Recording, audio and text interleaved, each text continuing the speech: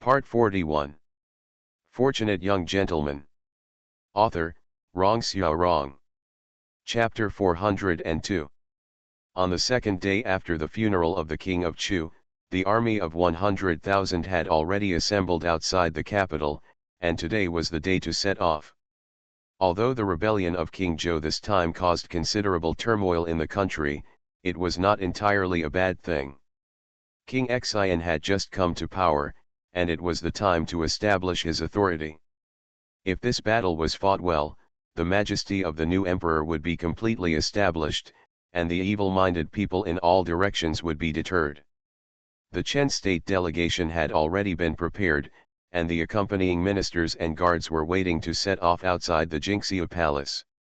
Lu Tang walked over slowly, looked at Tang Ning and said, "Lord Tang, the army outside the city is about to set off, we have to set off." Tang Ning stood outside the Jingxia palace, looking in the direction of the palace, and said, "Wait a little longer. Someone promised to come and see him off in person when they left." Tang Ning asked the guards at the palace gate to pass on the message yesterday, but she has not appeared yet. When she left the state of Chen, she left quietly, and now there was no trace of her. Tang Ning looked in a certain direction, frowning slightly. A quarter of an hour later, Lu Tang came over again and said, "Lord Tang, the army outside the city has already set out. If we don't leave now, it will be too late." Tang Ning took a last look in that direction and waved his hand, saying, "Let's go." This time, in addition to the 800 guards led by Lu Tang, the Chu state also sent people to escort them. There was also a large army ahead, so there was no need to worry about any safety issues. Today, Zhao Man set off to return to Chen State. Last night, she was so excited that she didn't sleep all night. She pulled Tang Ning to accompany her to watch the stars for half the night. Wan Yan Yan prepared a huge bag like she was moving house. She carried it on her back like a huge snail. Her bag alone occupied an entire carriage. Tang Shui got off the carriage, looked at him, and asked, "Do you want to wait?" The team in front had already started to set off. Tang Ning shook his head and said, "No, get on the car." The 100,000-man army had already set out. The delegation had been more than 10 miles out of the capital. Tang Ning rode on the horse and confirmed that she would not come. Finally, he stopped looking back. Thinking of how he rode dozens of miles to see her off when she left, he felt a little disappointed and whispered, "What kind of person is she who doesn't keep her word?" "Are you talking about me?" a young general rode up from behind him. Tang Ning turned to look at her and almost fell off the horse. He looked at Li Tianlan and said in surprise, "Why are you dressed like this?" If Tang Ning hadn't seen her in men's clothing, he would have thought she was a young general. Her appearance made her look even more heroic, as if this armor and uniform was tailor-made for her. Li Tianlan said, "The rebellion of King Zhou is not ordinary. I'll go check it out." Tang Ning thought she was here to see him off, but she just had a mission and couldn't even tell a lie. She was really a woman who didn't understand romance. Tang Ning glanced at her and asked, "Is there any hidden reason for King Zhou's rebellion?" "It has something to do with those people on the grassland," Li Tianlan said. "They did not return to the grassland, but went around to the south. King Zhou and those generals were controlled by them." "Control?" Tang Ning frowned and asked, "Is the news true?" "I don't know yet," Li Tianlan said. "I will go to Kangzhou to investigate first. It would be best if we don't use weapons. What they want to see most is that we kill each other." Tang Ning said, "I will go with you. The second prince and others are not to be worried about. What needs to be worried is the middle-aged woman. The King Zhou and those generals should be controlled by her poison." Tang Ning also knows a little about poison, so he knows very well that in this world, death is not the most terrible thing. There are many things that are more terrible than death. Under that kind of threat, it only takes a few times for people to be tortured to the point of being worse than death.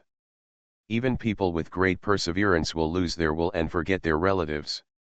Although Li Tianlan is a powerful martial artist, he is hard to guard against poison. What if he falls into the trap set by the middle-aged woman? After all, this is not the first time she has acted like this. The bandit leaders outside Fengzhou were controlled by her with poison. Unless they are brave warriors who are not afraid of death, once she succeeds, they will have no choice but to obey her. Even if he is poisoned, Li Tianlan will not listen to her, but this is what Tang Ning is worried about. Li Tianlan looked at him and asked, "What are you going to do?" "I'm worried about you." Tang Ning pulled the reins and said, "You don't know, the woman next to the second prince is very evil, you can't deal with her, not to mention, if she is using poison to control King Zhou and others, how are you going to save them? You also know about poison." Li Tianlan looked at him in surprise and asked, "What else have you learned in a year?" "I know a lot." Tang Ning looked at her and said, "I'll show you when I have the chance." Li Tianlan tightened the reins and said, "Let's go in an hour. The army has just left the capital. If they wait until the enemy is at the gates of the city, those states will have already deployed defenses and it will be difficult to enter the city. To investigate King Zhou's rebellion, they must rush to Kangzhou in advance." Tang Ning walked to the front of Tang Shui's carriage, knocked on the carriage, lifted the curtain, and said, "Cousin, I have something to do and I have to go first. I'm worried that something might happen to the princess. Please help me take care of her these days." Tang Shui looked at him and asked, "Where are you going?" "Kangzhou." "You are not allowed to go." Tang Shui looked at him and said, "Before I left, my aunt asked me to take care of you. I won't let you take risks." Tang Ning looked at her and asked, "Have you told your mother when you came to Chu?" Tang Shui looked away and said, "I told her." Tang Ning looked unconvinced. "Swear on your conscience." Tang Shui looked at him and said calmly, "I am your sister. I have the responsibility to discipline you. If I say you can't go, you can't go. Don't worry, I'm not going alone." Tang Ning looked at her and said, "I will bring Lao Zheng with me. You know Lao Zheng, the one with a knife behind him. With him, there is nothing to worry about." Tang Ning spent a lot of time to convince Tang Shui. Although she was just a cousin, and a cousin he picked up, he had already regarded her as a real relative. She could travel thousands of miles to a neighboring country to find him regardless of her safety. A real sister is no more than that. In addition to Lao Zheng, Tang Ning and Li Tianlan also planned to bring Wan Yanyan with them this time. In case of any accidents, bringing her with her would also be a restraint for the second prince. Although the second prince didn't seem to care about his sister, Wan Yanyan still had a lot of say among those grassland people. After explaining the situation to Wan Yanyan, she jumped off the carriage, looked at him and asked, "Why do you want to leave first?" Tang Ning said, "It's urgent. I'll explain it to you on the way." Wan Yanyan jumped on the carriage again and said, "Wait for me to take my things." Tang Ning grabbed her wrist and said, "How can you travel with these?" "Don't worry, I'll have someone help you look after these, and I'll return them to you when they arrive in Kangzhou." Wan Yanyan looked back reluctantly and said, "Then you keep your word." Time was urgent, so Tang Ning stayed with Zhao Man for a while, and Li Tianlan rode over. Tang Ning climbed on the horse and waved to Zhao Man, "We're leaving. Be careful." Zhao Man lifted the curtain, looked at Wan Yanyan and Li Tianlan, and looked at him reluctantly, saying, "I'll wait for you to come back." Fortunate Young Gentleman. Author, Rong Xiao Rong. Chapter 403. Kangzhou is located in the south of Chu State. Although it is not a wealthy state capital, the weather has been good year after year. There have been no major disasters. The people live and work in peace and contentment and their lives are not bad. Of course, that was Kangzhou in the past. Now that the king of Zhou is rebelling in Kangzhou, the imperial court is about to send a large army to encircle and suppress them. the entire Kangzhou area will become a battlefield for fighting. When chaos broke out in Kangzhou, some mountain bandits took advantage of the situation, robbed the people and made a lot of ill-gotten wealth. In order to avoid disaster, the people outside Kangzhou city had dispersed in all directions a few days ago. Some fled to Kyoto. Some families had big businesses and could only temporarily flee to the city to find a place to stay. Although the king of Zhou rebelled, he also claimed to be the master of justice and would not embarrass the people. In a short period of time, a large number of people gathered in Kangzhou city. The people only hoped that the imperial court would quickly regain Kangzhou to restore peace to the world. Outside Kangzhou city, refugees were everywhere. On the official road, long queues of carriages and horses entered the city from time to time. At the city gate, there were also soldiers conducting strict checks on their identities. A caravan of only a dozen people was lining up at the rear, waiting to enter the city. The leader of the caravan was a middle-aged man. He looked at the Kangzhou city gate, breathed a long sigh of relief, and murmured, "We have finally arrived at Kangzhou city. If the imperial army arrives in 2 days at night, I am afraid that the city gate will be destroyed, it won't open." After saying this, he turned to look at the young man behind him and said, "Brother Tang, it's all thanks to you on this journey. Without you, we would probably have suffered losses along the way." Tang Ning waved her hand and said, "It's just a rough road. Brother Zhang is being polite." After he, Li Tianlan, Yan Yan and Lao Zheng left the army, they traveled day and night. On the way, they encountered a group of bandits robbing the caravan, so they rescued them. At this time, they were not far from Kangzhou city. Today's Kangzhou city, the 4 of them didn't have proper identification and it was difficult to enter. If they were attached to the caravan, they could follow them in. After thinking about it, Tang Ning stayed and entered the city with the small caravan. In order to avoid arousing suspicion, he publicly called Li Tianlan and Wan Yanyan his sisters, while Lao Zheng played the role of follower. The man surnamed Zhang looked back and then looked at him and said, "It's not good to talk about the elopement. In my opinion, you and your 2 brothers and sisters hid outside for 2 years, gave birth to several children, and cooked the raw rice. If we go back at this time, even if my father-in-law disagrees, he can only hold his nose and admit it." Tang Ning was stunned and said, "Brother Zhang misunderstood. They are really my sisters." The man surnamed Zhang waved his hand and said, "Hey, Brother Zhang has traveled all over the country and has never seen anything. However, this is the first time I have seen someone like you running away with 2 girls." Tang Ning explained, "Brother Zhang, it's really not. Don't deny it." The man surnamed Zhang looked at Li Tianlan and turned around and said, "The way that girl looks at you is wrong. How can any sister look at her brother like that? But the other girl, Brother Tang, still no matter how hard you try, she will look like a rouge horse and it will be difficult to tame her." "What did you say?" Wan Yanyan couldn't bear it for a long time, but she kept holding it in order not to reveal her identity.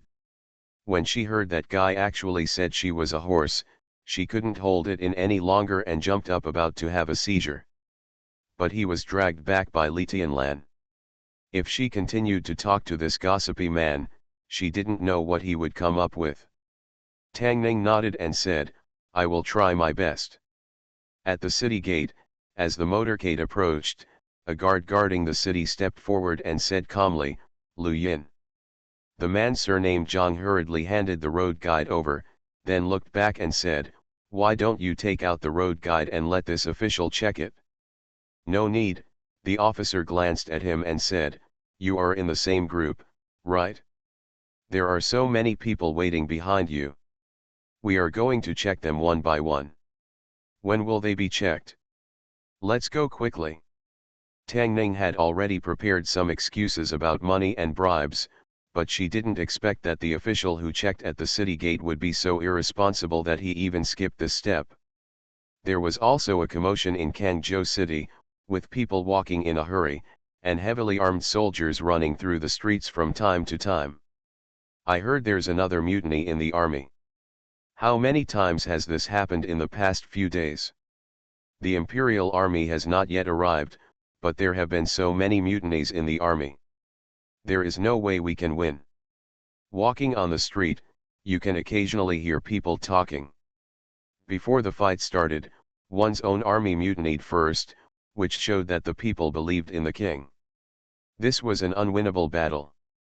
Unless the king of Zhou was a fool, he would choose to rebel at this time.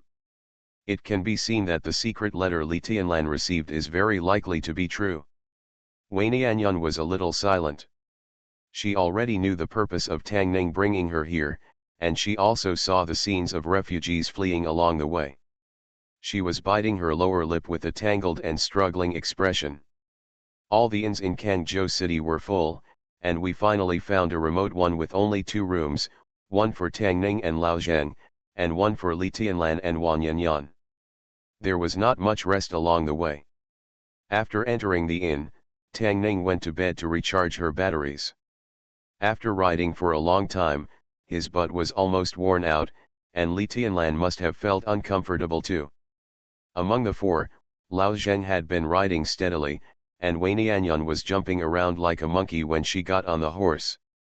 She was worthy of being on the grassland. He was born in China and was extremely skilled in equestrian skills. After waking up feeling refreshed, Tang Ning knocked on the door next door. When she walked in, she found that Li Tianlan had changed into night clothes. Tang Ning looked at her and asked in surprise, "What are you going to do?" Li Tianlan walked to the window and said, "To the palace." Tang Ning hurriedly stopped her and said, "Wait for me, I'll go with you." Flying around on the roof in a nightgown at night is a very exciting thing. Although Tang Ning's martial arts are mediocre, his lightness skills are not bad, not inferior to hers. The Zhou Palace is in Kangzhou City. Outside the palace, there are guards holding torches patrolling constantly. The guards are extremely strict. Tang Ning and Li Tianlan waited outside for half an hour before they found an opportunity to sneak into the palace during their shift change. Where they were seemed to be a garden. Outside the garden, there were also lights and footsteps. Li Tianlan looked back at him and said, "Just follow me and don't run around." She seemed to be very familiar with the Zhou Palace. She walked through remote and uninhabited places. After avoiding several rounds of guards, she finally came to a courtyard. There was only one room in the courtyard with lights on, but there were 2 people guarding outside the room.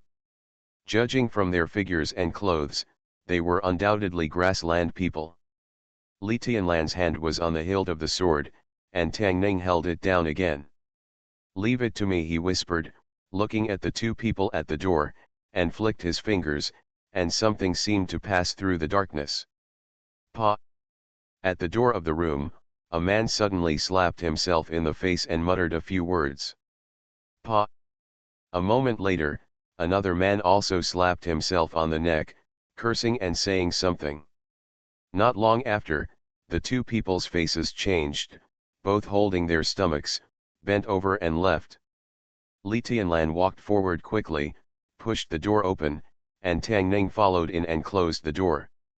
Inside the room, a slightly fat middle-aged man was sitting at the table. Hearing the noise coming from the door, he looked back, his face changed drastically, and he said in surprise, "Who are you?" Li Tianlan took off the mask, and the middle-aged man was stunned for a moment, and then he said happily, "Xiao Lan, why is it you?" Li Tianlan walked forward and asked, "What's going on here?"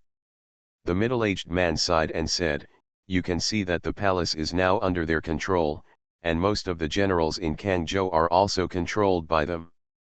Their purpose is to cause unrest in Chu." Before he finished speaking, there was a knock on the door. The middle-aged man's face changed, he looked around, and whispered, "Someone is coming, you hide quickly." You are listening to Novels at Bless Up channel. Wish you happiness and luck. Please subscribe to receive new novels. How do you feel about this novel? Please like and leave a comment. Fortunate Young Gentleman. Author, Rong Xiao Rong. Chapter 404. King Zhou looked a little anxious, and there was no trace of disguise. Tang Ning originally wanted to go to the bed, but King Zhou opened the cabinet first and whispered, "The bed is not safe, you hide here first." Before Tang Ning could speak, he pushed her in. The cabinet wasn't big, so it was okay for him to hide in it alone, but if another person went in, it would seem a bit crowded. Li Tianlan did not hesitate and bent down to hide in the cabinet. King Zhou closed the cabinet door from the outside. The cabinet was neither wide nor high. After Tang Ning hid in, she could only sit down with her back against the cabinet wall, while Li Tianlan sat on his lap, with their bodies tightly pressed together. In this posture, if it were on the bed or some other place, it would be as if she was lying in Tang Ning's arms. Although he hid in the cabinet, Li Tianlan did not relax his vigilance. He held the hilt of the sword in one hand and looked out attentively through the gap in the cabinet. Tang Ning leaned against the cabinet wall, her arms full of warm jade, and the whole cabinet was filled with a faint fragrance. He closed his eyes, took a deep breath, and silently recited the method of purifying the heart. In the room, King Zhou first lowered the bed curtain, then walked to the door and opened the door. The second prince walked in from the outside with his hands behind his back and asked, "What is the prince doing in there? Why did it take so long to come out?" "It's getting late, and I was ready to go to bed just now," King Zhou asked while buttoning his clothes. "Why did the second prince come so late?" "It's a long night, I'm bored, I just wander around," the second prince said casually, and then asked, "Where are the guards at the prince's door?" King Zhou glanced at him and said, "I have been in the house all the time. I don't know where your people have gone." The second prince glanced around the room and said, "I was outside just now and seemed to hear someone talking in the room." King Zhou glanced in the direction of the bed, picked up an open book on the table, and said, "Maybe it's because I was studying just now, so the second prince may have heard wrongly." The second prince walked to the bed, opened the bed curtain, and after taking a look, he saw that there was no one on the bed. He waved the folding fan, but accidentally dropped it on the ground. When he bent down to pick it up, he looked under the bed. Then straightened up and said, "The imperial soldiers are coming, the enemy is in front of us, the prince is still in the mood to study, it is really good." King Zhou said, "I have to read a book for a while before going to bed, but the second prince came here late at night, is it just to chat with me?" The second prince waved the folding fan, then walked towards the cabinet in the room and said, "I just came to remind the prince that a powerful enemy is coming, so you must not take it lightly." Snapped. King Xian looked back and saw the second prince walking towards the cabinet, slapped his hand on the table, turned back and pointed at him, and said in a deep voice, "When the imperial army arrives and marches to the city, there will be no good end for you." The second prince turned around, laughed twice, and said, "I don't need to bother you anymore." He came over, put a porcelain bottle on the table, and said, "This is 3 days' worth of antidote. Your Majesty, save some." After saying that, he walked out of the room, looked at the two people running over, holding their stomachs, and frowned, "Where have you been?" Puff. As soon as he finished speaking, a series of sounds came from the lower bodies of the two people. The second prince covered his nose, glanced at them, and said angrily, "Don't eat randomly in the future." After that, he left quickly. The two of them lowered their heads, chirped a few words, and ran away quickly. Inside the cabinet in King Xian's room, Tang Ning breathed a sigh of relief when she saw that there was no movement, straightened up and said, "Okay. Wait." At the same time, Li Tianlan turned around and said only 2 words, and their voices suddenly stopped.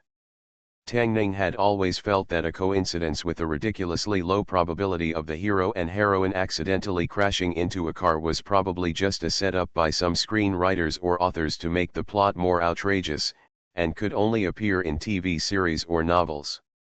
At this moment, he turned his life into a novel. The cabinet was dark, and he couldn't see Li Tianlan's expression, but he seemed to feel her grip on the sword in her hand tighter. At this moment, he had a lot on his mind. Including whether she would just draw the sword and cut it, but the space in the cabinet is too small and she should only be able to draw half of it. It is obviously the first time for him to experience the scene at this moment. Why does it feel like déjà vu, but to a similar extent? Another thing missing is, finally, whether he should stick out his tongue in this situation. Tang Ning didn't have much time to think about it. With a squeak sound, the cabinet immediately became bright. King Zhou stood outside, his lips just opened, and his expression became dull. The next moment, Tang Ning felt that the soft touch on her lips was gone, and Li Tianlan walked out of the cabinet. Tang Ning also climbed out of the cabinet and subconsciously licked her lips, the feeling of déjà vu becoming even stronger. Li Tianlan had no expression on his face, as if what happened just now had not happened. He looked at King Zhou and asked, "How did they control you?" King Zhou glanced at Tang Ning and said, "It's a kind of insect that burrows into people's bodies. When it attacks, life is worse than death." Tang Ning looked at him and asked, "What kind of insect is it?"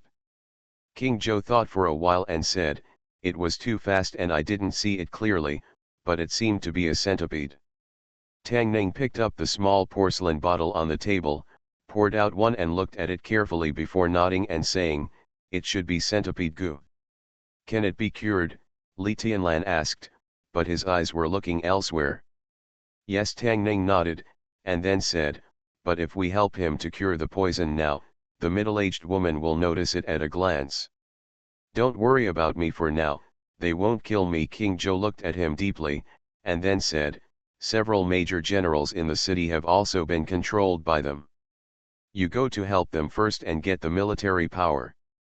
This time, you must not let those people leave alive." King Zhou poured a glass of water from the wine pot, dipped his fingers in the water, and wrote on the paper. Tang Ning sniffed lightly, and found that what came out of the wine pot was not wine, but vinegar. "I didn't expect that the charlatans in Chen State used this trick to cheat money, but Chu State had already used it on secret letters. They took away all the 4 treasures of the study. This is the only way I can do," King Zhou explained, saying, "These are the names of those generals. Time is urgent. You must hurry up." Li Tianlan took the paper and said, "I know, Uncle Wang, be careful." "I'm fine." King Zhou shook his head, a bitter smile appeared on the corner of his mouth, and said, "It's just that I have caused trouble for my brother this time." Tang Ning looked at him and thought that this was not trouble. King Zhou's rebellion was a good opportunity for King Xian, who had just ascended the throne, to establish his authority. In addition to these 5 states, the rest of the states could withdraw troops to encircle and suppress the rebels. King Xian didn't need to send out 100,000 troops at all. This time, the significance of sending troops to establish authority was more important than suppressing the rebellion. Tang Ning walked to the door, looked through the crack of the door, and turned back and said, "Let's go quickly, they will be back soon." King Zhou walked to the door and said, "You should be careful too." Although the King Zhou's mansion was heavily guarded and ordinary masters could not break in, Li Tianlan seemed to be very familiar with every plant and tree here. After leaving the yard, he quickly took Tang Ning out of the mansion. Walking back to the inn, before she was about to go back to her room, Tang Ning looked back at her and said, "I'm sorry for what happened just now." He was talking about what happened in the closet just now. Although it was not a French kiss, even if it was just a light kiss, it was still a very important first kiss for a woman. A simple apology could not be forgotten. She could be killed or cut up. Li Tianlan paused and said lightly, "I have forgotten what happened just now." Since she said so, Tang Ning did not continue the topic. She said good night and went back to the room. There was only one bed in the room of the inn. Lao Zhang spread a straw mat on the floor and lay on the floor, with his hands behind his head, facing the window, looking at the stars outside. Tang Ning went to bed after a simple wash. She had slept enough during the day and was not sleepy at night. He looked at the roof and asked casually, "Old Zheng, if you accidentally kissed a girl and she didn't hit you or scold you, what do you think she meant?" Butcher Zheng looked at the stars and said calmly, "You kissed her again. It was just an accident." Tang Ning explained, then sat up from the bed, looked at Butcher Zheng, and asked, "What do you mean by again?" Butcher Zheng didn't answer. As it was a matter of innocence, Tang Ning got off the bed and asked, "What do you mean by that?"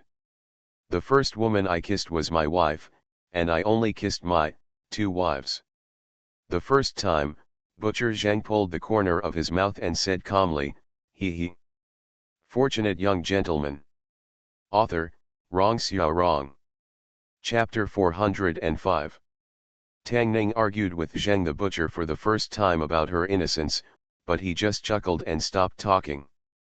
In another room, Li Tianlan was lying on the bed, tossing and turning. There was only one bed in the inn, and she and Wang Yanyan each occupied half. A quarter of an hour later, Wang Yanyan, who was sleeping inside, finally couldn't help it and said dissatisfiedly, "Can you sleep quietly?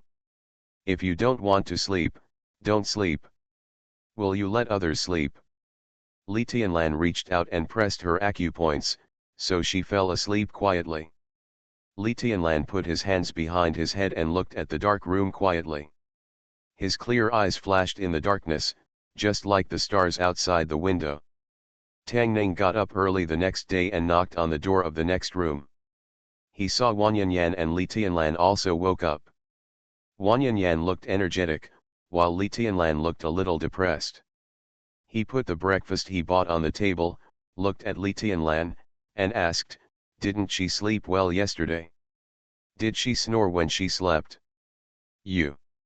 Wang Yanyan was washing her face and was about to get angry, but she had to hold it in when she thought about how she was no match for him. "I'm fine." Li Tianlan walked to the table and said, "I'll go out to collect intelligence in a while, you wait here." "Okay," Tang Ning responded, but sighed in her heart. She actually forgot what happened yesterday. It seems that in her heart, only state affairs are important. After breakfast, she walked out of the inn. Tang Ning did not go out with her this time. There will be many things to do tonight, and he also needs to make some preparations in advance. Tang Ning was mixing some medicine powder. Wang Yanyan walked around him curiously. While mixing, Tang Ning asked casually, "If a man accidentally kissed you, what would you do?" After all, Lao Zheng was a butcher who only knew how to kill pigs and didn't know women. It would be better to ask women about this kind of thing. Although Wang Yanyan could only be considered half, she was more reliable than Lao Zheng. Wang Yanyan glanced at him and asked, "Are you talking to me? Who else is here besides you and me?" Wang Yanyan thought for a moment and said, "Either marry him or kill him. Only my husband can kiss me." Tang Ning asked curiously, "Do you grassland women care about this?" Wang Yanyan snorted and said, "I care." Tang Ning shook her head. It seems that the first kiss is indeed very meaningful to a girl. She doesn't even care about spanking, but she cares about this. Wang Yanyan seemed to have thought of something. She took 2 steps back and looked at Tang Ning, and asked warily, "What do you want to do?" Tang Ning comforted her, "Don't worry, you look safe, I don't have any thoughts about you." Wang Yanyan thought for a moment and said angrily, "What do you mean? Women are like this. It's not okay to have thoughts about them, and it's not okay not to have thoughts about them. They are indeed the most difficult creatures in the world to understand. Even the little wild horses on the grassland are not immune." Li Tianlan came back at noon, walked into the room, and said, "I have found out the addresses of those people. We will act when it gets dark." Wang Yanyan looked at them and asked, "What are you going to do when it gets dark?" Tang Ning knocked on her head and said, "You are a prisoner, don't ask what you shouldn't ask." Wang Yanyan glared at him and looked away, not knowing what she was thinking. Kangzhou, as the fief of King Zhou, was the center of the rebellion. It had become a panic many days ago. Especially in the past few days, the imperial army was about to arrive, and the atmosphere in the city became more solemn. Before dark, there was no one on the street except patrolling soldiers. The troops assembled in the 5 states had already retreated back to the city, waiting for the upcoming battle. Among them, although many soldiers and generals did not want to rebel, the military order was like a mountain. After dozens of lives were wiped out by the general, several mutinies in the army were also bloodily suppressed, and no one dared to disobey the order anymore. A mansion somewhere in the city. A young general in armor curled up on the ground in pain, his forehead veins bulged, his whole body twitched. He endured the pain from his body, climbed up with difficulty, took a medicine bottle from the table, poured out a pill from it and swallowed it. After a long time, his breathing gradually calmed down, the blush on his face faded, and the whole person seemed to be fished out of the water. His clothes were soaked with sweat. He poured a cup of tea, just picked up the teacup, suddenly turned around, looked at a corner of the room vigilantly, and shouted, "Who?" I don't know when. There were 2 figures in the room, a man and a woman. When he saw the appearance of the woman on the left, his legs softened and he knelt on the ground, trembling. "County, Princess." Li Tianlan stepped forward and said, "General Su, there is no need to say more. King Zhou has told me everything that happened in Kangzhou." The young general lowered his head and said, "Princess, I know that my crime is unforgivable. It is not a pity for Su to die, but the soldiers in Kangzhou are innocent. Please let me live for a few more days. When the imperial army arrives, Su will order his soldiers to surrender out of the city. If the soldiers are driven by the rebels, there will be heavy casualties, and the imperial army will also suffer casualties. I know General Su was forced." Li Tianlan looked at him, then looked at Tang Ning and asked, "Can it be saved?" Tang Ning looked at her and said, "Remove that." When the goo in the young man's body moved just now, he had seen that he was also a goo, not a poison. Poisons are not divided into different families. There are many types of poisons, such as the epilepsy poison that Tang Ning once used, which spreads toxins through bites. Some poisons lurk in the human body and wander around. It can destroy all the 5 internal organs of the human body, and there are also poisonous insects that lay eggs in the human body and absorb nutrients. When the eggs break the body, it will be difficult for gods to save them. The king of Zhou and the young general fell into the second category. Tang Ning took out a small jade box from her sleeve. This was the ultimate treasure Su Mei gave him. He opened the jade box and took out an inch-long insect with a crystal-clear body. This insect looks like a silkworm but is not a silkworm. Su Mei said that this is the silkworm goo, which is the king of poisons. It can be attacked and defended. If you attack, nothing can be defeated.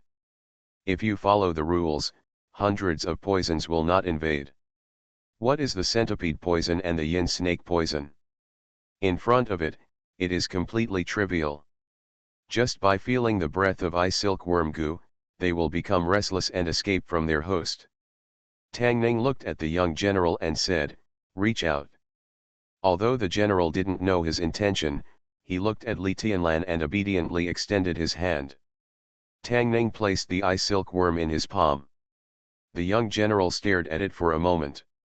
Suddenly his expression changed. He covered his chest and vomited out black blood. Within the dirty blood, there was an insect as long as a finger and as thick as a chopstick, squirming constantly.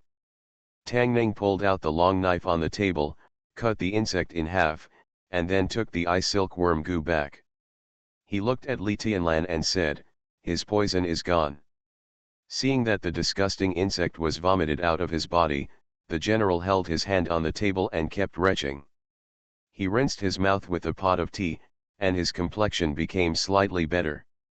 He knelt down on one knee and said in a deep voice, Thank you princess for saving me. General Su Ling will be sent by the princess. Li Tianlan said, you prepare your troops in the mansion first, and we will notify you after we rescue the others. The young general looked at her and gritted his teeth and said, Princess, several generals want to save, but Zhang Dayuan must die. He has already taken refuge with those grassland people and killed several of my soldiers. If he does not die, the spirits of the killed soldiers will not be able to survive in heaven. Rest in peace. From the young general, Tang Ning learned that Zhang Dayuan was originally the general of Kangzhou. After being kidnapped by the grassland people, he took refuge with them and killed several generals who were unwilling to rebel. In order to protect themselves, others also in order to be able to control his soldiers and generals, he could only pretend to agree first. The reason why hundreds of grassland barbarians were able to take control of Kangzhou so quickly was largely due to General Zhang. Li Tianlan nodded and said, I understand. The young general bowed and said, General, please prepare your troops and wait for the princess to send you. Fortunate young gentleman. Author, Rong Xiao Rong. Chapter 406. After the princes come of age, they need to leave the capital for their fiefdoms. This is the custom of the royal family. But this custom is not absolute. If the emperor appoints a crown prince early, the other princes will have no reason to stay in the capital once they come of age. But if the crown prince is not appointed, the emperor will leave a few princes as the choice of the crown prince. The three princes Kang, Duan, and Huai belong to the latter case. As for the Prince Fu, because he is the younger brother of the current emperor, the relationship between the brothers is harmonious, and His Majesty deliberately keeps him in the capital so that he can get together often. According to the laws of the state of Chen, the prince can have his own army, but the number shall not exceed 500. This is to prevent the prince from being too powerful and thus treason. In the capital with 100,000 guards guarding inside and outside, 500 people can't make any waves. If they want to rebel, they will be wiped out by the Yulin guards before they attack the palace. Although 500 people cannot rebel, it is more than enough to raise any mansion in the capital. Just after midnight, countless armored figures emerged from Prince Duan's mansion, ignoring the curfew in the capital, and rushed to a mansion across the street. No one noticed that in the dark corner opposite the mansion, a figure crossed several courtyard walls at a faster speed than them and ran to a mansion across the street. The 500 guards of Prince Duan's mansion were stopped by a group of dozens of people before they walked out of the street. These dozens of people stood in 2 rows, each wearing golden armor and holding a long spear. They were the Golden Feather Guards responsible for patrolling the city. The young general of the Golden Feather Guard was also shocked to see so many people appearing on the streets of the capital after the curfew, but he still ordered everyone to stop them and said sternly, "Who are you?" Among the guards of Prince Duan's mansion, the leader looked at the young general opposite coldly and said coldly, "The prince's mansion is doing business, please get out of the way." The young general of the Golden Feather Guard had already seen that these people were guards of Prince Duan's mansion. Although the ceremony of enthroning the prince had not yet been held, the fact that Prince Duan was promoted to the prince was indisputable. If it was not necessary, they were unwilling to go against the people of the prince's mansion. But it was already midnight, and the guards of Prince Duan's mansion were all out, and they must not be going to do anything good. However, they were so numerous and powerful that it was impossible to stop them with just a few dozen people. The young general decisively led his men to retreat, and after the guards of Prince Duan's mansion left, he lit a bamboo tube in his hand. Bang! A dazzling fire shot straight into the night sky, exploded in the sky, and turned into scattered fireworks, which could be seen in every corner of the capital. The guards of Prince Duan's mansion naturally saw the firework and knew that it was the call signal of the Golden Feather Guard. The leader frowned and said, "Hurry up later." Although he expected that the Golden Feather Guard would not dare to attack the people in the prince's mansion, if they arrived, the task assigned to them by Prince Duan tonight would not be completed. The guards heard the words and walked faster. At the same time, in the Tang mansion, Tang Ning and Lao Zhang stood side by side. The old beggar yawned, and the eighth and fourth elders stood beside Lao Zhang, with very relaxed expressions on their faces. 100 Tang family guards stood in front of them, with a somewhat solemn expression. Tang Ning learned about the movement of Prince Duan's mansion as soon as possible. Whether it was Prince Duan's mansion or the Tang family, his people were around for 12 hours to monitor. 500 guards from Prince Duan's mansion left Prince Duan's mansion at midnight. It was clear what he wanted to do without thinking. The Tang family did not have 500 guards. If their guards exceeded 100, it would be an overkill, but these 100 people were picked out of 100, and each of them was worth 10. Tang Ning did not expect that Prince Duan would be so bold after becoming the crown prince. He attacked the prime minister's mansion at night, and he calculated what kind of choice Emperor Chen would make between the two. Unfortunately, he did not calculate that his plan with concubine Tang Hui had been exposed. Old Zheng looked at Tang Ning and asked, "How are you going to deal with it?" Tang Ning said, "Anyone who dares to step into this door will be killed without mercy."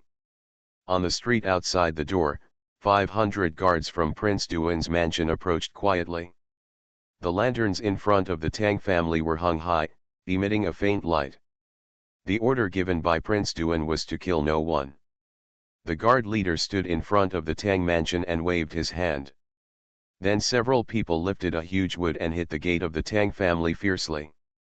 The door bolt broke with a sound, and they did not see the panicked servants of the Tang family. A wave of arrows rained down. The next moment, the dozen people in front were shot into hedgehogs and fell to the ground. At this time, the second wave of arrows rained down. They had no time to react at all. In an instant, more than 10 people fell to the ground. The guard leader named Su Wei was stunned for a moment, then he immediately reacted and shouted, "Shoot, shoot."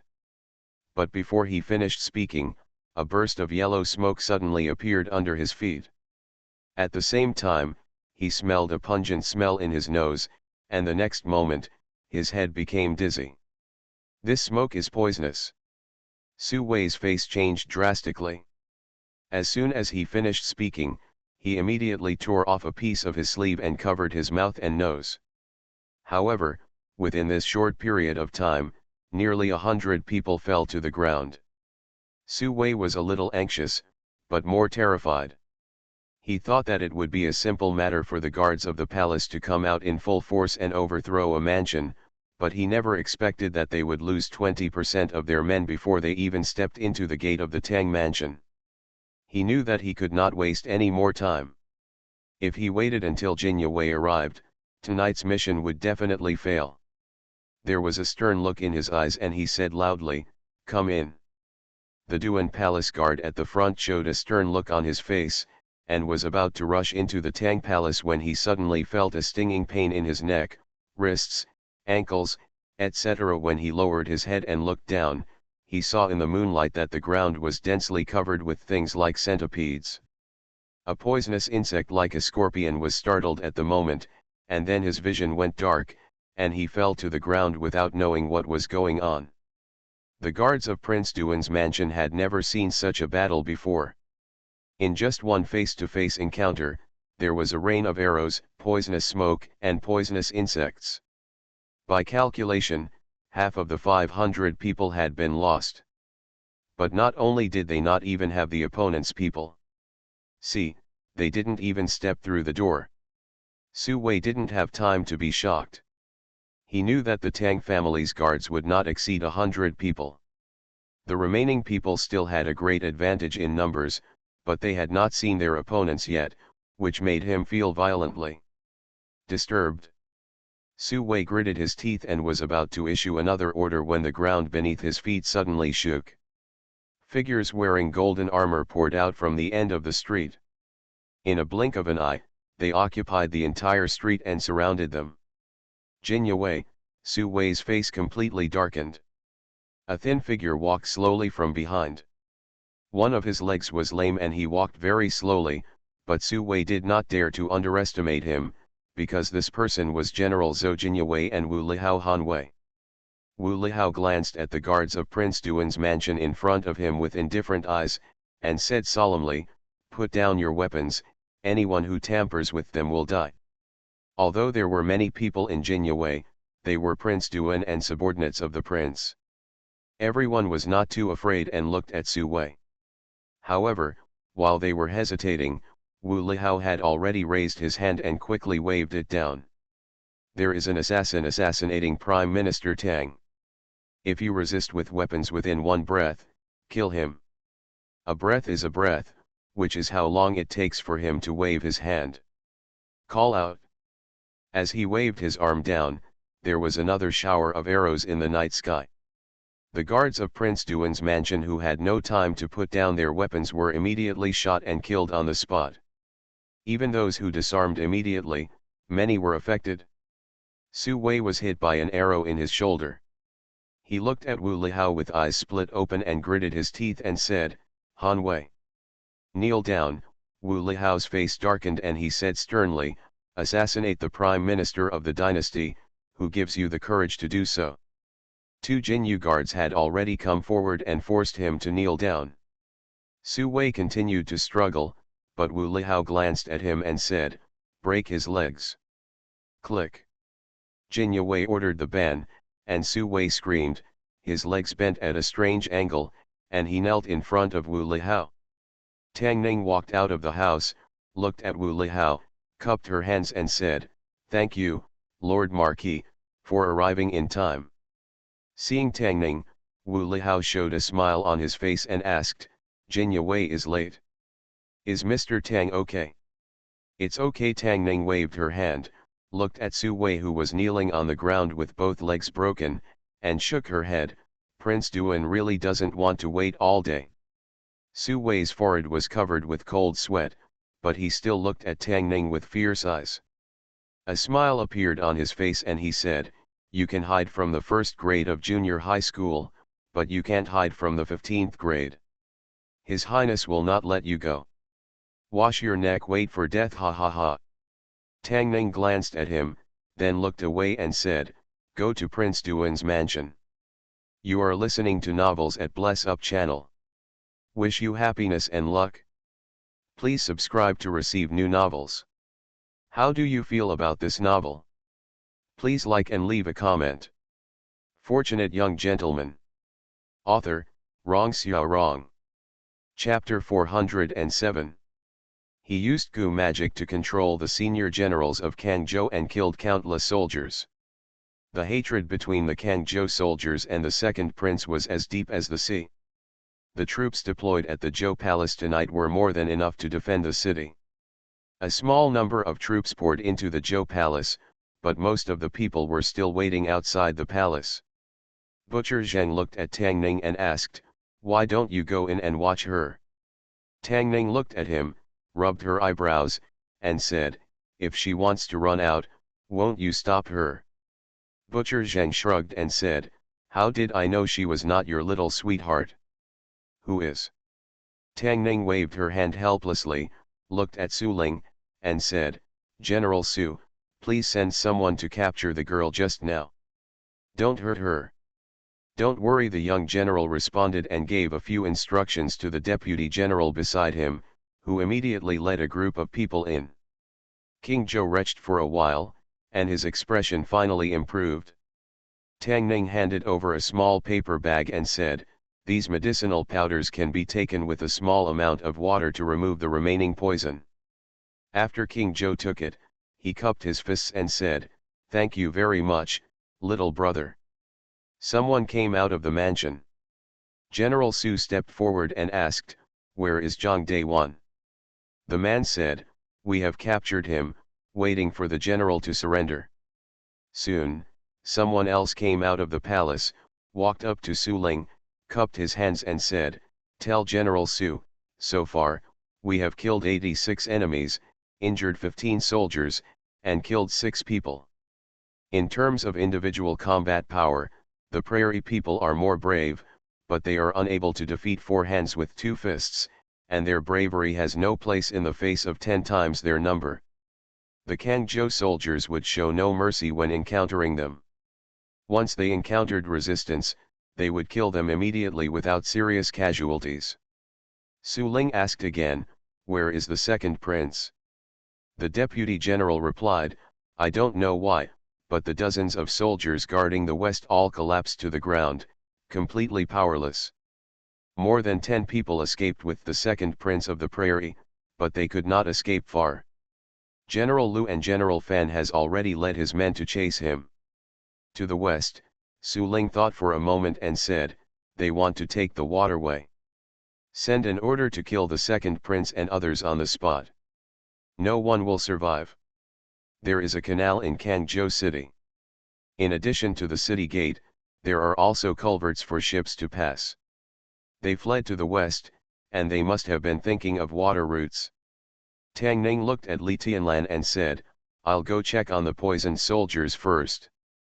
On the west side of the palace, dozens of people fell limply to the ground, their whole bodies weak, just like the imperial guards in the 10-mile forest that day. It is not unreasonable for people in the world to call the art of poison and poison a heretic. Even if one's own strength is not strong enough, one can still cause a lot of damage through poison and poison. Tang Ning studied the antidote given by the middle-aged woman last time and told a general about the prescription. The general immediately sent someone to open the drug store along the street to grab the medicine. At this time, on the streets in the west of Kangzhou city, more than 10 people were running non-stop, with countless torches behind them, and an army that could not be seen to the end. The second prince gritted his teeth and said, "What on earth is going on? They also have experts who are proficient in the art of poison. Their skill in the art of poison is still better than mine. They have solved everyone's poison long ago." The middle-aged woman said, "I have already arranged people for the culvert in the west of the city. There are ships there, and the city 3 miles away, the horses have been prepared. As long as they mount, no matter how many people they have, they can't catch up. Most prairie people are good at equestrian skills. As long as they get on their horses, they have nothing to fear from the pursuers from behind." Next to the second prince and the middle-aged woman, there were more than 10 people, each with a long bow on their back. From time to time, they would turn around and shoot a few arrows to shoot down the pursuers on horseback, making it impossible for them to catch up. At a certain moment, the sound of rapid horse hooves suddenly came from behind. Everyone turned around and saw a single rider coming quickly from behind, but there was no knight on the horse. When the fast horse was extremely close, they discovered that there was a figure sticking tightly to the horse's belly. This kind of riding posture can only be achieved by knights with superb riding skills on the grassland. Several people were about to draw their bows, but the horse suddenly stopped. Someone got off the horse and ran over quickly. Several people were shocked and said, "Princess." When she saw the second prince, Wang Yanyan shed tears and cried, "Second brother, Wulu is dead, Mena is dead, Han Lei, when done, they are all dead. Sooner or later I will avenge them." The second prince looked at her and said, "Let's leave quickly. We can talk about these things later." In the rear, there were already soldiers shooting bows and arrows. A deputy general came up and said, "General Fan, don't hurt that girl." The general in front looked ahead, waved his hand, and said, "Stop firing arrows and pursue with all your strength." After the second prince and others ran for Li Su, they could already see the river bank in front of them through the moonlight, and there was a small boat parked on the bank. The middle-aged woman looked back and said, "This won't work. The pursuers are so close and there is no time to sail." Ahulai, the second prince turned around and shouted, "Go and stop them." The remaining 10 men discarded their long bows, took out the scimitars from their waists, and rushed towards the crowd in front. Only 2 people around the second prince followed him on the boat. The second prince jumped on the boat, looked at Wang Yanyan, and said loudly, "Yan'er, come up quickly." Wang Yanyan looked at the dozen or so men and said, "Ahulai, Put down your weapons quickly, don't risk your death. Seeing the pursuers getting closer and closer, the second prince's voice became more urgent and loudly said, Yan'er, get on the boat quickly. Wanyan looked at the men in front of her and said anxiously, Ahuri, surrender quickly, you will die. The fire was getting closer and closer, and the second prince's face changed several times. Finally, he looked at Wanyan, waved his hand to cut the rope, turned around, and said coldly, go. The two men held the oars with both hands, and the boat quickly left the shore. On the shore, when Ahuri and others rushed forward with knives, the general surnamed Fan in the front waved his hand and said, take him down. More than a dozen grassland men, although they could not stop more than 1,000 people, but with their fearless momentum, they also prevented the pursuers from moving forward in a short time. General Fan waved his hand, and more people came forward and surrounded them. He looked at the more than 10 people who were still hacking in the formation, waved his hand and said, resistors, don't leave a single one. On the river bank, watching more than a dozen people fall to the ground one by one, Wanyan's legs softened, opened his mouth, but could not make any sound. She slowly turned her head and watched the boat getting farther and farther away.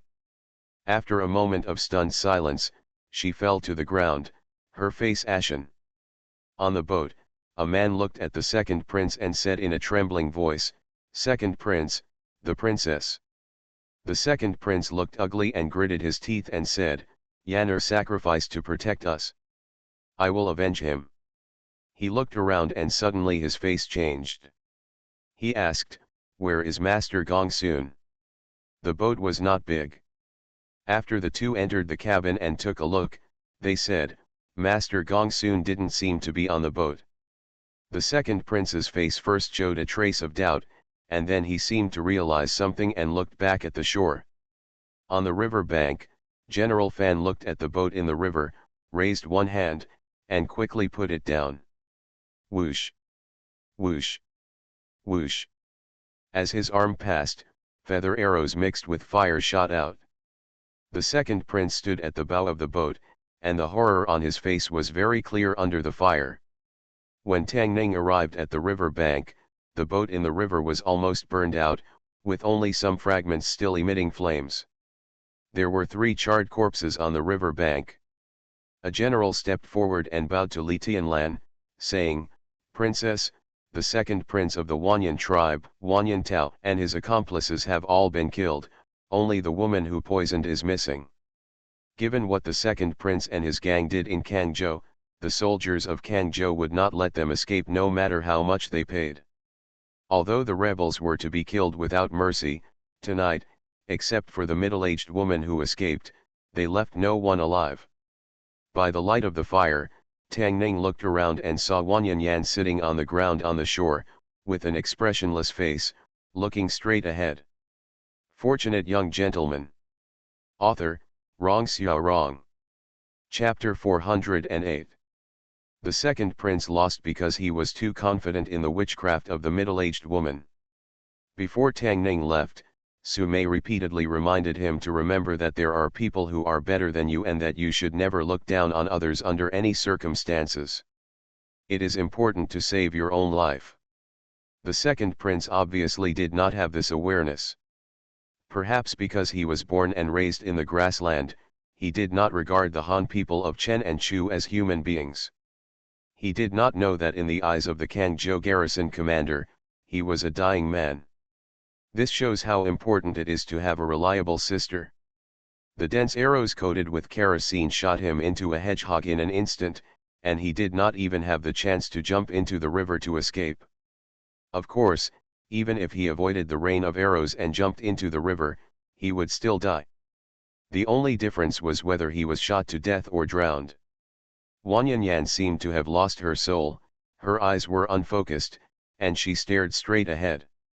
None of the second prince's men remained tonight, and the last dozen or so men on the grassland died in front of her. According to General Fan, she was abandoned by the second prince at the last moment. Although it was not the first time she was abandoned, this time was obviously different. People's emotions cannot be in a state of collapse for a long time. Tang Ning went around behind her and knocked her unconscious with a knife. A general named Su Ling hurried over. After listening to the report, he said in a deep voice, "Search the whole city immediately, and make sure to find that woman." The garrison commanders and officers and soldiers in Kangzhou were all angry and did not want to let even one person go. A deputy general said, "General Su, the woman should have escaped from the water. Then search along the coast." Su Ling looked at him and frowned, "With so many of you, how could you let a woman run away?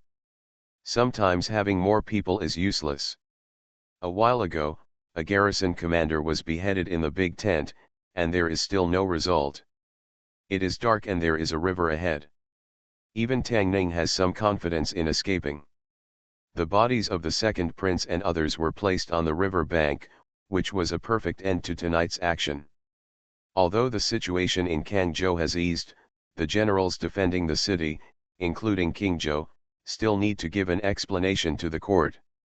Even if they were forced by the situation, they were not completely without fault. These were not things that Tang Ning cared about.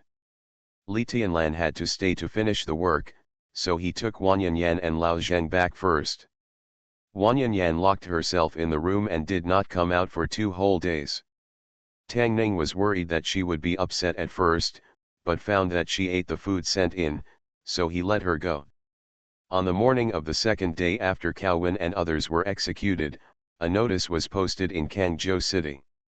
Of course, in order to save some face for King Zhou and others, the content of the notice was artistically processed.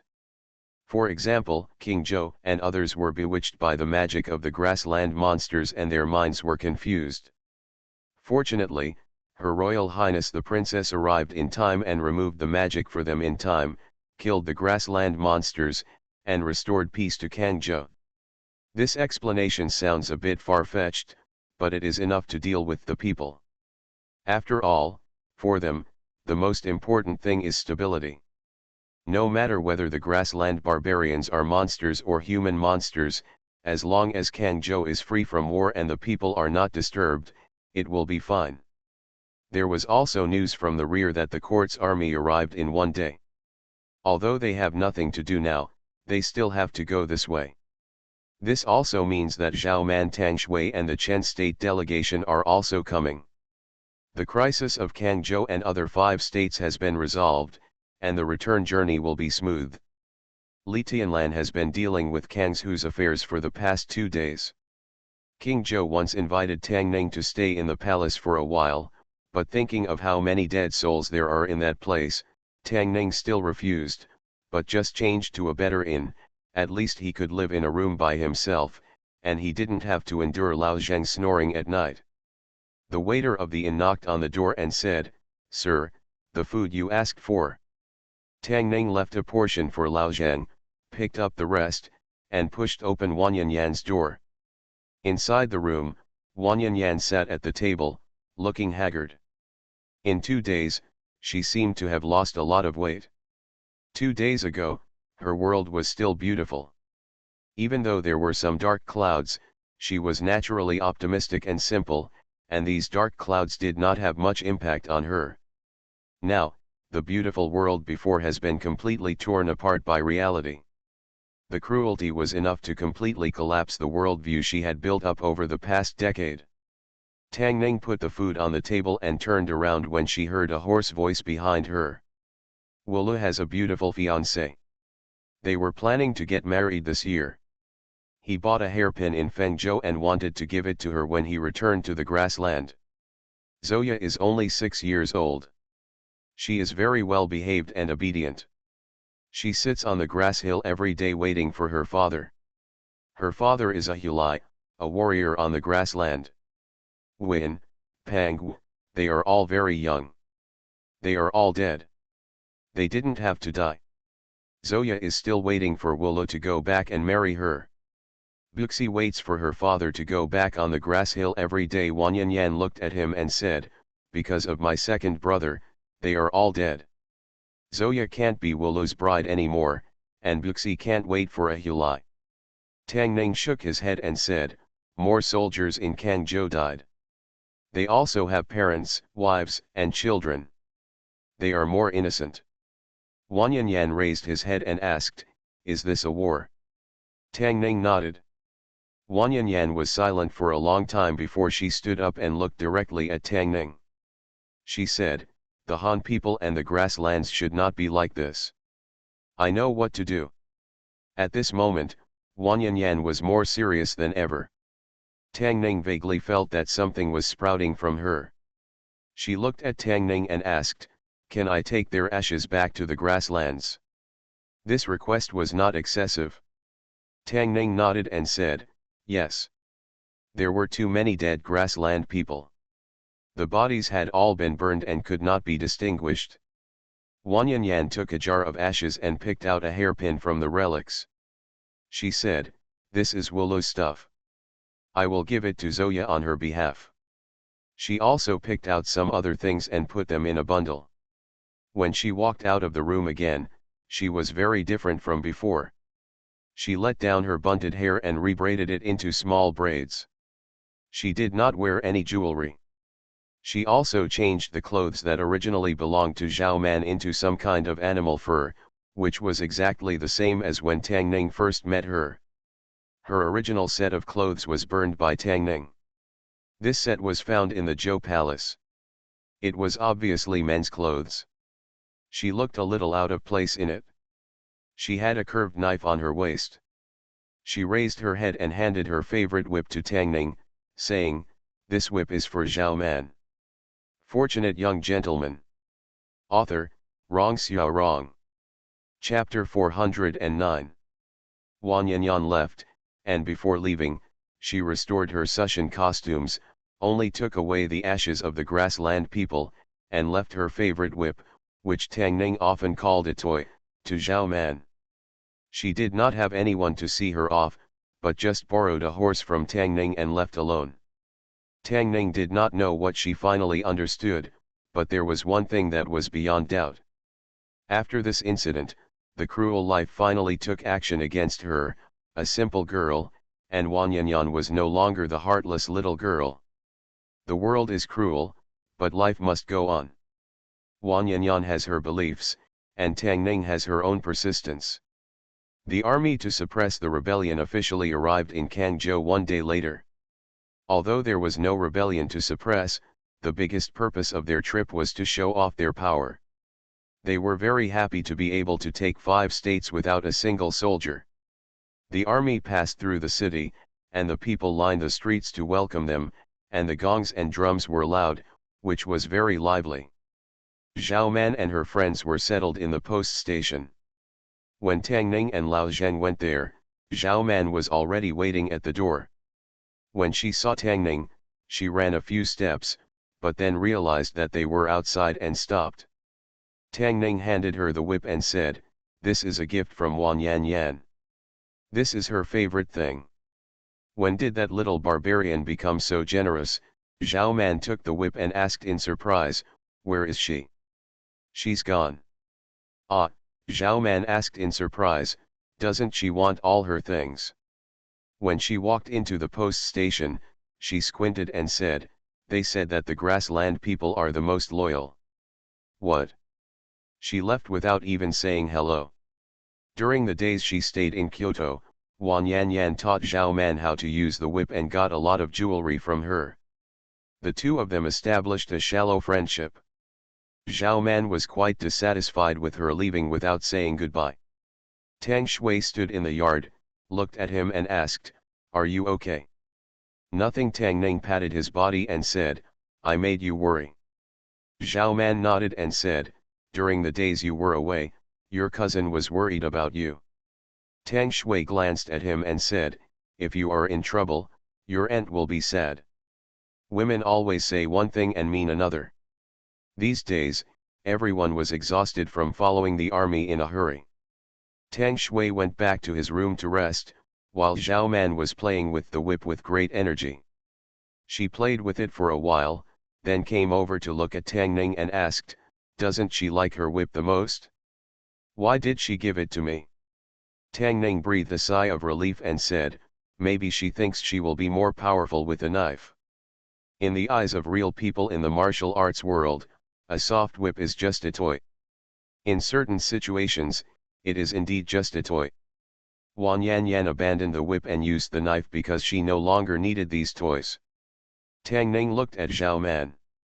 Although people always have to grow up, he also hoped that Zhao Man would never grow up like Wan Yanyan. The world needs the unruly princesses on the grassland, and also needs the innocent and naive girls. Zhao Man looked up at Tang Ning, and saw that Tang Ning was also looking at her. She lowered her head and gently rubbed the corners of her clothes, blushing and said, "You are embarrassing me." Tang Ning was a little absent-minded just now. After coming to her senses, she said, "Princess, take a rest. I'm going back first." "Still calling me princess?" Seeing Tang Ning leave, Zhao Man stamped her feet, and felt a little regretful. She murmured, "Why did you say sorry just now?" Tang Ning returned to his yard and saw Lao Zheng sitting under the eaves sharpening his knife. He hung a few dead poisonous insects under the corridor, ready to take them back after they were dried, and asked Su Mei if she could use this to find out the origin of the middle-aged woman. She was obviously a Han Chinese, but she worked for the grassland. She seemed to have a high status and knew poison techniques. There were many suspicious points about her. Old Zheng turned his head and took a look, and asked, "Is this the gu that woman raised?" Tang Ning nodded and said, "It's a pity that the woman ran away." "Not many people know gu now." Old Zheng shook his head and said, lowering his head to continue sharpening the knife. Tang Ning always felt that old Zheng seemed to know something. Before he had time to ask, he saw Li Tianlan and King Zhou walking in from outside. King Zhou walked into the courtyard, bowed to him, and said, "Brother Tang." King Zhou's address to him changed from Lord Tang to little brother and then to brother Tang, without considering the seniority. He is Li Tianlan's uncle, and Li Tianlan's uncle is like his brother, so doesn't she become his niece? Tang Ning returned the greeting with a bow and said, "Greetings, King Zhou." "Don't be so polite." King Zhou waved his hand and said, "If it weren't for brother Tang this time, I'm afraid I would be in danger, and those grassland villains would not be killed so quickly. I wanted to thank brother Tang very much, but the matter is urgent. I have to return to Beijing today to apologize. If there is a chance in the future, I will thank brother Tang for saving my life." Tang Ning looked at Li Tianlan and asked, "Are you leaving?" King Zhou said, "The crisis in Kangzhou has been resolved. The army will stay for a few days before returning to Beijing, but we will set off today." Tang Ning looked at Li Tianlan and smiled, "Have a good trip." Li Tianlan said calmly, "Thank you for this time." Tang Ning waved his hand and said, "You're welcome." King Zhou looked at them and said, "You guys chat, I'm leaving first." Li Tianlan waved his hand and said, "The generals are waiting outside the city. There is no time." She looked at Tang Ning and said, "Take care." Tang Ning nodded, "Take care." It was a simple farewell, even a little unfamiliar. Tang Ning could feel that there was a deliberate element in it. Watching her turn and leave, he just smiled, washed his hands, and sat next to Lao Zheng to bask in the sun. Lao Zheng sharpened the knife, pinned it behind his back, and said, "She likes you. Can't you see that you don't want her to stay?" "It's obvious." Tang Ning stretched her body and said, "But she is Li Tianlan. She belongs to the Chu country, and her heart is also in the Chu country. If she wants to leave, no one can keep her." Her attitude just now showed everything. Tang Ning knew her very well. A princess who liked to dress up as a man and whose dream was to govern the country and fight on the battlefield would not give up her dream and devote herself to the love of her children just because of the word like. This is actually the biggest difference between her and Zhao Man. Lao Zheng stood up, patted him on the shoulder and said, "Young man, don't think you understand women well." Outside the inn, King Zhou looked at Li Tianlan and asked, "Just leave like this?" Li Tianlan paused and clenched his fists in his sleeves. King Zhou put his hands behind his back and said, "Anyway, we won't see each other again in the future. Just do whatever you want. I'd rather regret it now than later." There was no sound from behind for a long time. King Zhou turned around and said in surprise, "Where is the person?" In the room, Tang Ning poured a cup of tea and prepared to moisten her throat. When she looked up, she saw Li Tianlan striding in from the door. He looked at her and asked, "What else?" He only said a few words before she blocked his mouth. She blocked Tang Ning's mouth with her own. Tang Ning struggled subconsciously, but she pointed her finger on her shoulder and her body could no longer move. Different from the accidental car crash 2 days ago, this was a real kiss, a forced kiss. Tang Ning never thought that one day she would be forcibly kissed by someone, Li Tianlan, who he considered to be the calmest, most rational and least impulsive person. Her movements were very jerky and wild. Tang Ning couldn't move her body and stood there blankly. In addition to shock and surprise, she also felt a little bit of humiliation. In broad daylight, he was actually raped by a woman.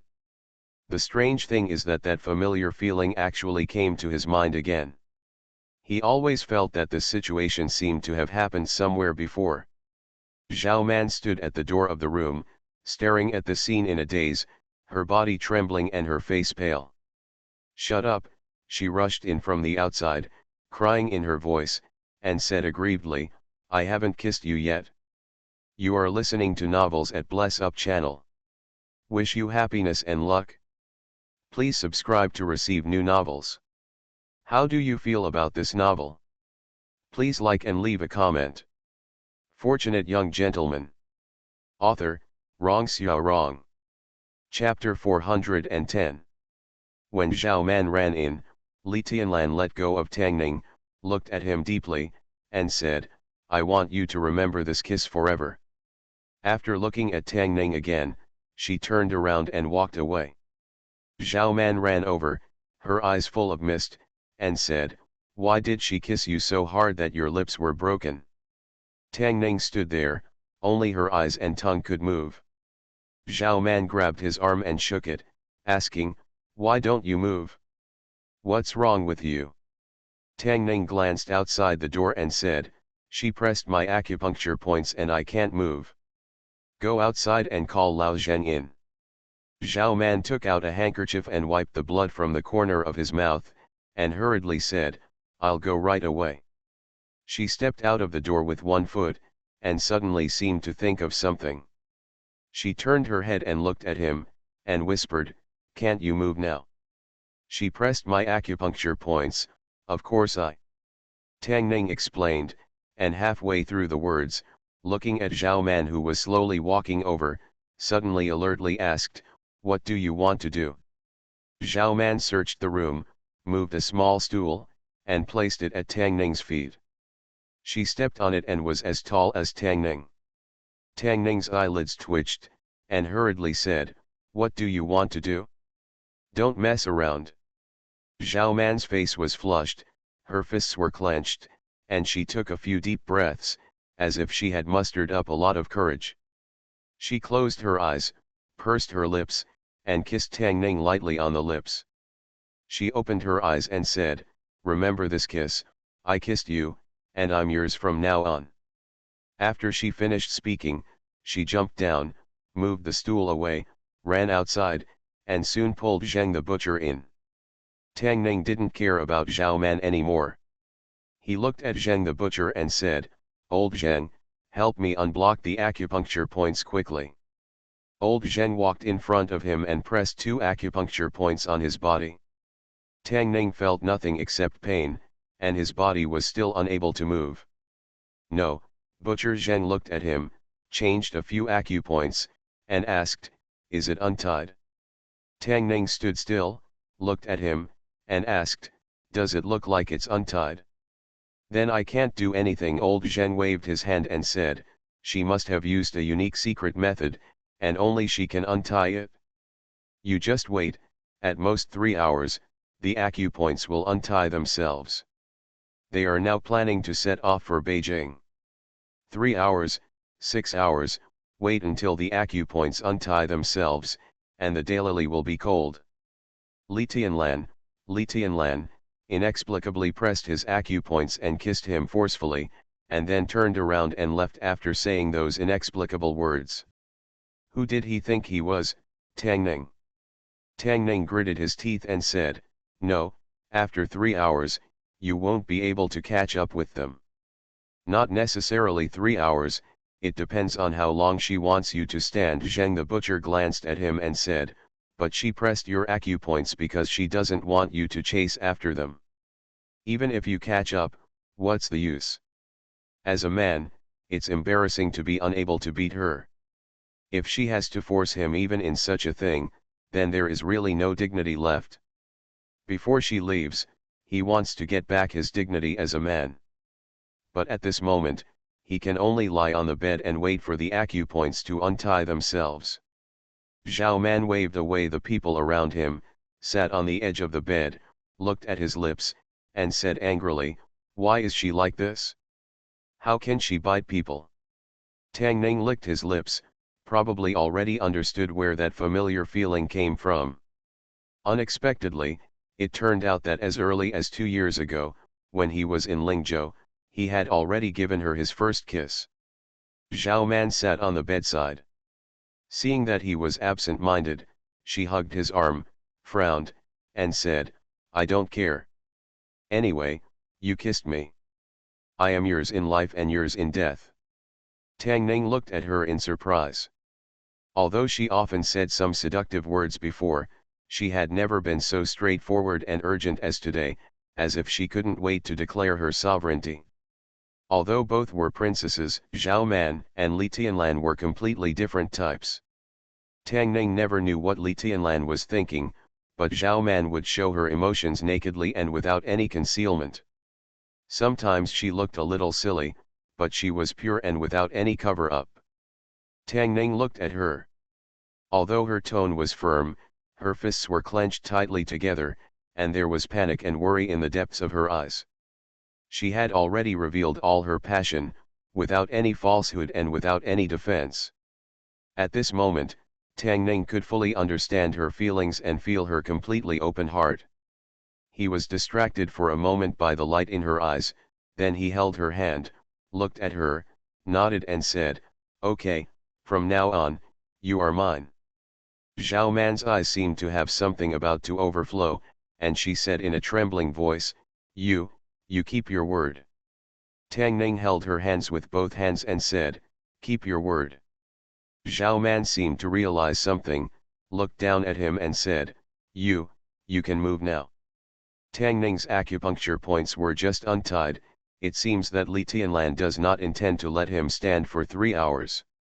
Zhao Man wiped his eyes and suddenly said, you go after her, it's too late to catch up, no matter what you have to say it clearly. Tang Ning patted her hand gently, walked out of the door, and said to Chenzhou, prepare a fast horse. Zhao Man sat on the bed and muttered softly, as a wife, you can't be jealous. Outside Kangzhou, on the official road to the capital. The Imperial Court's anti-rebellion army has just arrived in Kangzhou. They will stay here for a few days to reorganize the 5 states before returning to the court. In addition to Zhang Dayuan, who was cut into pieces on the spot by the angry soldiers, the king of Zhou and the controlled rebel generals, a team of dozens of people, had just left the capital and were preparing to go to the capital to plead guilty. Although rebellion was not their original intention, if they made such a big fuss, it was impossible for the court not to punish them at all, and it was very likely that they would be severely punished to quell public dissatisfaction.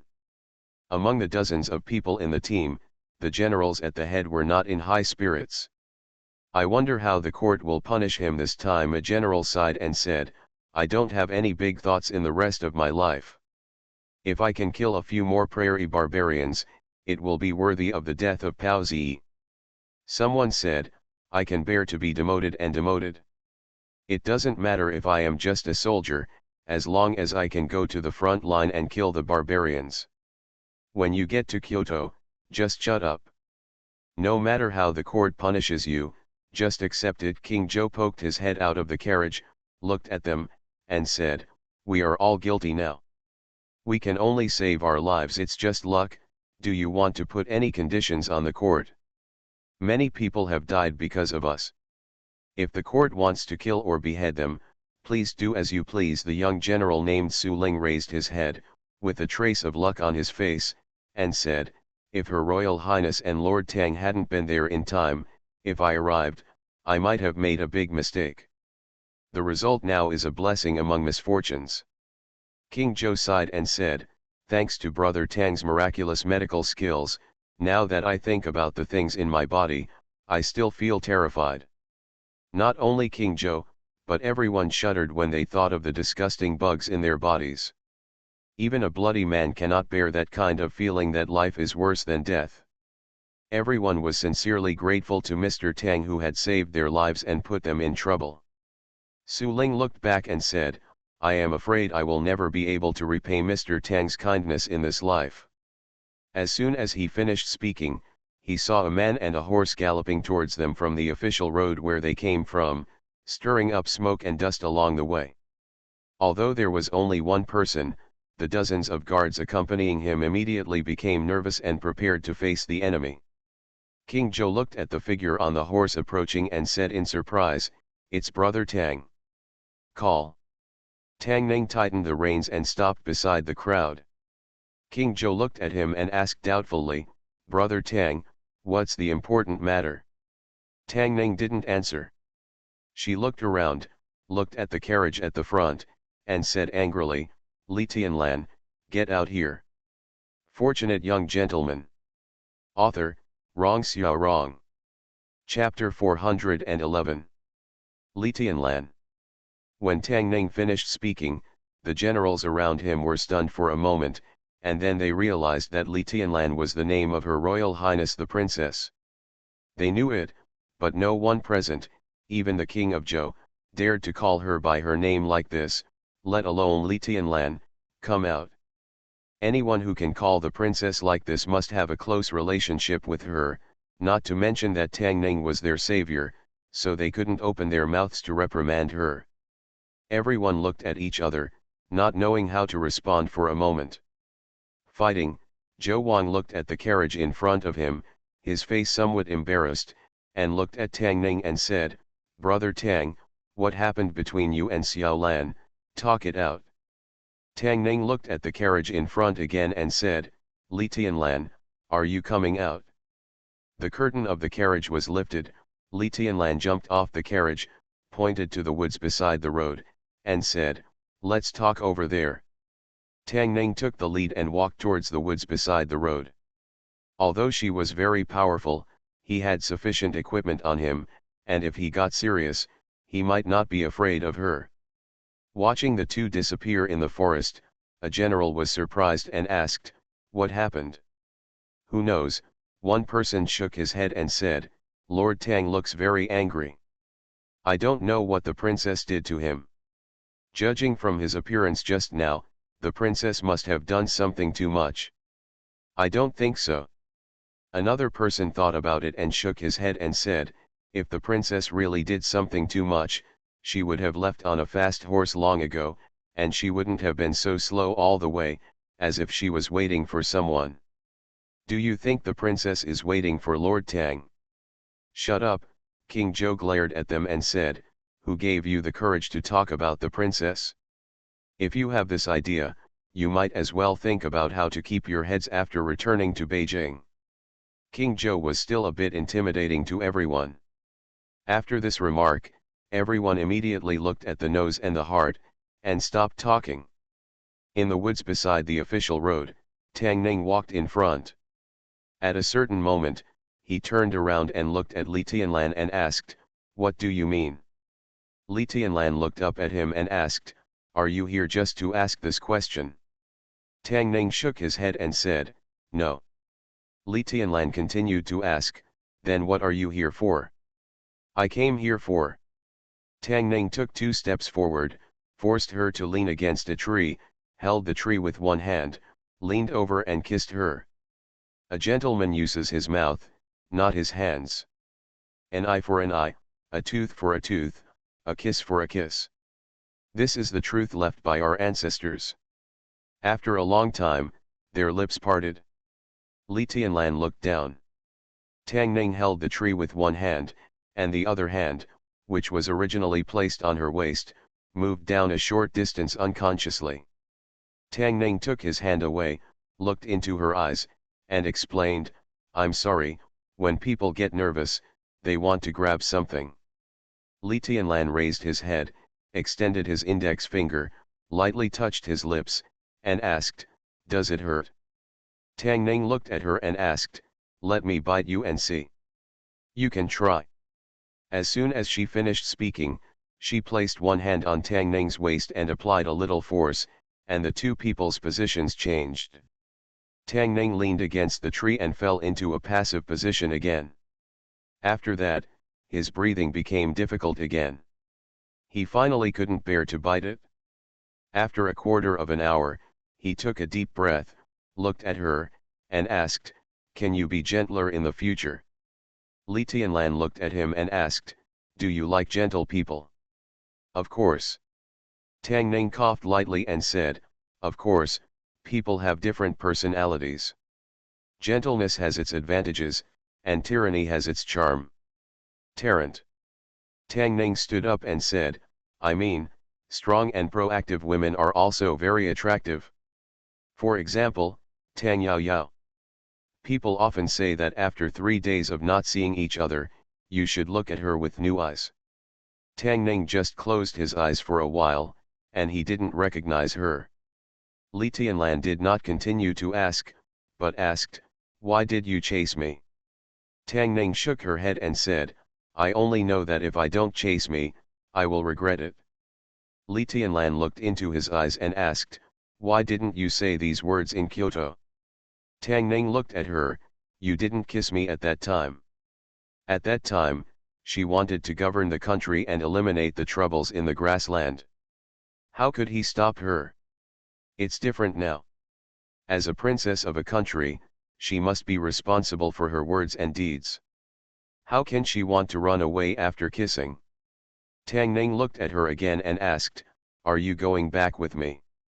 "How do you explain when you go back?" Li Tianlan looked at him and asked, "You are a marriage envoy, and you are going to Chu to ask for marriage for yourself. What else? Are you going to explain it to Emperor Chen like this?" Li Tianlan stretched out his hand, helped him straighten his clothes, and asked, "Or are you going to explain it to the two ladies like this?" Tang Ning looked at her and asked, "In other words, you are still going back to Kyoto?" Li Tianlan looked at him and suddenly said, "Give me 3 years. I will stay in Chu for 3 years. After 3 years, I will come to you again." Tang Ning thought about it for a long time before nodding and saying, "In 3 years, I will take care of everything." What she said just now actually made sense and was also true. As a marriage envoy, he actually married the princess of Chu himself. Not to mention that Emperor Chen and the Chen court would not agree, even his cheap father-in-law who had inherited the throne would not agree. Speaking of which, besides her, Zhao Man's matter was equally troublesome.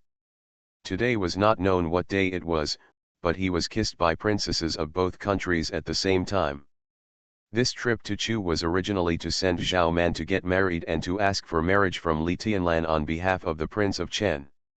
In the end, both the sending and the asking were done by him.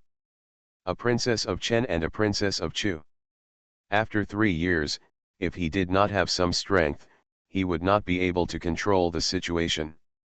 Then it's settled. Li Tianlan stretched out his hand and said, "Clap your hands." Pa. Tang Ning stretched out his hand and clapped his hands with hers. 3 years is not short nor long. Compared with a lifetime, it is nothing. She has her own ideals and ambitions, and Tang Ning will not deprive her of them. Moreover, he really needs these 3 years. The two of them clasped their palms together, but did not separate. Instead, they held their fingers together. Tang Ning looked at her and asked, "Do you regret it now? When you were in Lingzhou, why did you, as a princess, take interest in a small champion?" Li Tianlan shook his head and said, there are countless champions in Chen State, but you only have one. I didn't expect that the princess, who usually doesn't smile, can speak so sweetly when she talks about love. Tang Ning took out a small porcelain bottle from his sleeve, handed it to her, and said, here is another De Huan Dan, you keep it. The De Huan Dan has been with him for so long and has not been used. Since he followed the old beggar to learn poison techniques, this pill has not had much effect on him. In comparison, Tang Ning feels more at ease with her. Li Tianlan shook his head and said, I don't want it, you keep it.